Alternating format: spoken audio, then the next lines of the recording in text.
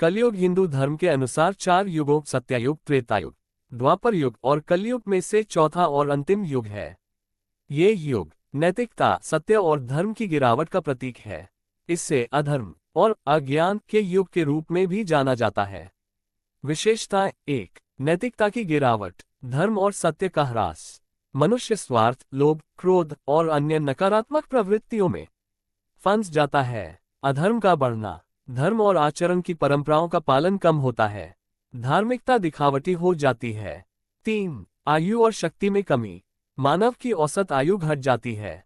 शरीर और मन की शक्ति भी कम हो जाती है। 4. दिव्य शक्ति की कमी, देवताओं का प्रभाव कम हो जाता है और लोग भौतिक सुखों की ओर अधिक आकर्षित होते हैं। 5. प्रमुख घटनाएं। हिंदू ग्रंथों के अनुसार कलयुग में भगवान विष्णु का 10वां अवतार कल्कि आएगा। यह अवतार अधर्म का अंत करेगा और एक नए सत्ययुग की शुरुआत करेगा। समय सीमा। शास्त्रों के अनुसार कलयुग की कुल अवधि 4,32,000 वर्ष मानी गई है। इसकी शुरुआत महाभारत युद्ध के बाद लगभग 3,102 ईसा पूर्व से मानी जाती है। वर्तमान समय इसी युग का हिस्सा है। कलयुग का महत्व। हालांकि इसे अधर्म का युग माना जाता है, लेकिन ये भक्ति और ईश्वर को पाने का सबसे सरल युग भी है। केवल नाम स्मरण जैसे मंत्र जप या भजन से मोक्ष प्राप्ति संभव है, क्योंकि इसमें कठोर तपस्या और यज्ञ की आवश्यकता नहीं है। आप इस विषय पर किसी विशेष पहलू की जानकारी चाहते हैं? प्रश्नवाचक चिन्ह। कलयुग में महानता की परिभाषा भौतिक उपलब्धियों से नहीं, बल्कि आध्यात्मिकता, सेवा और सत्य के मार्ग पर चलने की क्षमता से होती है। हिंदू धर्मग्रंथों के अनुसार कलयुग में महान वे हैं जो अधर्म और स्वार्थ के इस युग में भी धर्म, सत्य और करुणा का पालन करते हैं। कलयुग में महान कौन हो सकता है? एक, जो ईश्वर की भक्ति करता है। कलयुग में भगवान का स्मरण, जप, ध्यान और प्रार्थना सबसे सरल और प्रभावी तरीका है महानता प्राप्त करने का। श्रीमद् भागवत महापुराण कहता है कि जो व्यक्ति कलयुग में भगवान के नाम का सच्चे दिल से जप करता है, वही महान है। 2. जो धर्म और सत्य पर चलता है, जो कठिन परिस्थितियों में भी नैतिकता और ईमानदारी बनाए रखता है, जो छल, कपट और अधर्म का विरोध करता है। 3. जो दूसरों की निस्वार्थ सेवा करता है। कलयुग में महानता दूसरों की मदद और सेवा से जुड़ी है। जो अपने स्वार्थ से ऊपर उठकर दूसरों के लिए कुछ करता है, वही महान माना जाता है। 4. जो संयम और साधना करता है, जो अपने मन और इंद्रियों पर नियंत्रण रखता है और आध्यात्मिक प्रगति की ओर बढ़ता है। कलयुग में भौतिक आकर्षण बहुत अधिक होते हैं, इसलिए संयमित जीवन जीना महानता की निशानी है। 5. जो प्रेम और करुणा का मार्ग अपनाता है, जो बिना किसी भेदभाव के सभी प्राणियों के प्रति प्रेम और दया दिखाता है। महात्मा गांधी जैसे व्यक्तित्व जो सत्य और अहिंसा के मार्ग पर चले, कलयुग में महानता का उदाहरण है। 6. जो ज्ञान का प्रचार करता है, जो अज्ञानता और अधर्म के इस युग में ज्ञान का प्रकाश फैलाता है। शिक्षकों, गुरुओं और सत्पुरुषों का स्थान महान माना जाता है। धर्मग्रंथों के अनुसार महानता की परिभाषा। भागवत पुराण और गरुड़ पुराण के अनुसार कलयुग में महानता का मापदंड तपस्या, यज्ञ या दान नहीं है, बल्कि भक्ति है। महान वह है जो ईश्वर की शरण में रहता है और दूसरों को भी धर्म का मार्ग दिखाता है। प्रेरणादायक उदाहरण। कलयुग में केवल नाम स्मरण से ही मोक्ष संभव है। जो दूसरों की सेवा करता है, वही सच्चा महान है।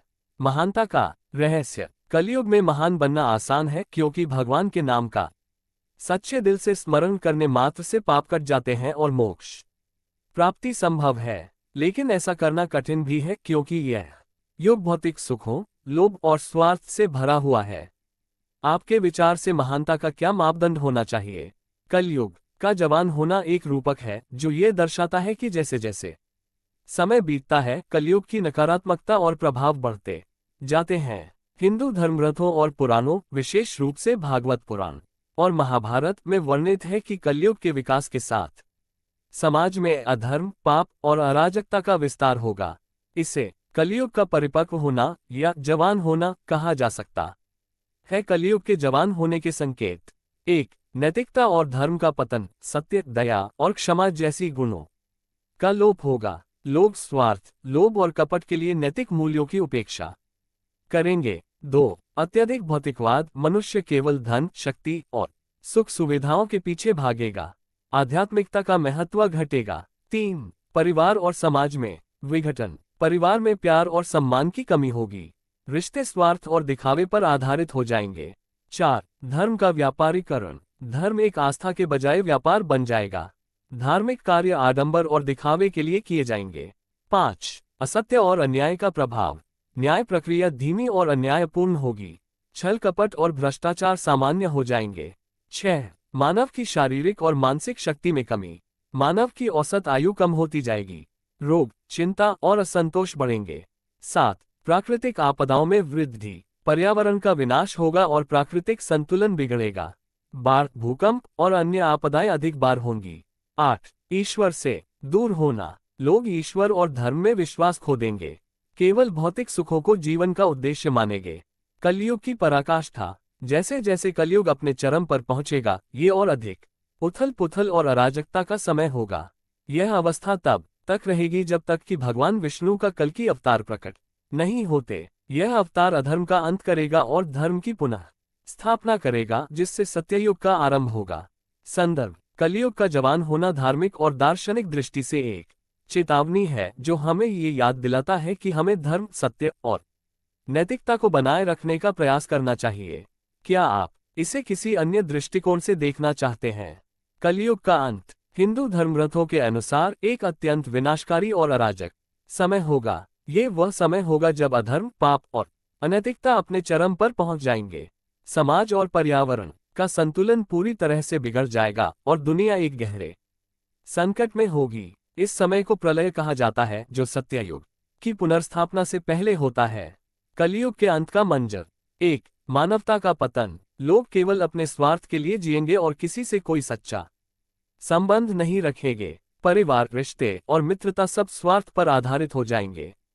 माता पिता, भाई बहन और जीवन साथी भी एक दूसरे को पहचानने और मानने से इनकार कर देंगे। 2. अत्यधिक अराजकता और हिंसा। समाज में कानून और व्यवस्था पूरी तरह नष्ट हो जाएगी। चोरी, हत्या, बलात्कार और युद्ध सामान्य घटनाएं बन जाएंगी। 3. भूखमरी और गरीबी। प्राकृतिक संसाधनों का अत्यधिक शोषण होगा, जिससे पृथ्वी सूख जाएगी। लोग भोजन, पानी और आश्रय के लिए संघर्ष करेंगे। गरीब और अमीर के बीच का अंतर और अधिक बढ़ जाएगा। 4. पर्यावरण का विनाश। प्रकृति का संतुलन पूरी तरह से खत्म हो जाएगा।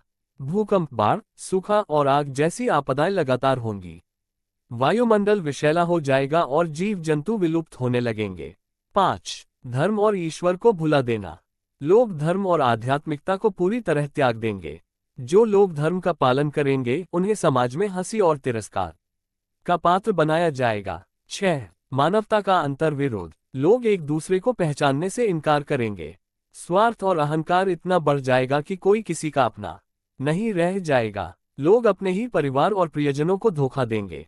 7. कल्कि अवतार का प्राकट्य। जब पाप और अधर्म अपनी चरम सीमा पर पहुंच जाएगा, तब भगवान विष्णु का 10वां अवतार कल्कि प्रकट होंगे।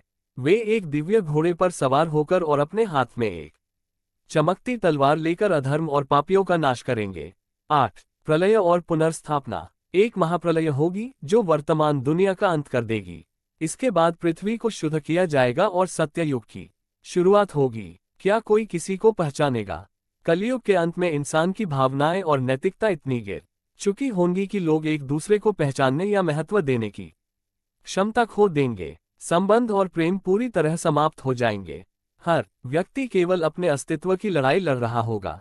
अंत का संदेश। कलयुग के अंत का ये दृश्य न केवल डरावना है, बल्कि यह एक चेतावनी भी है। ये हमें ये सिखाने का प्रयास करता है कि धर्म, सत्य और सद्गुणों को बनाए रखना हमारे अस्तित्व के लिए कितना आवश्यक है। क्या आप इस विषय पर और विस्तार से जानना चाहते हैं?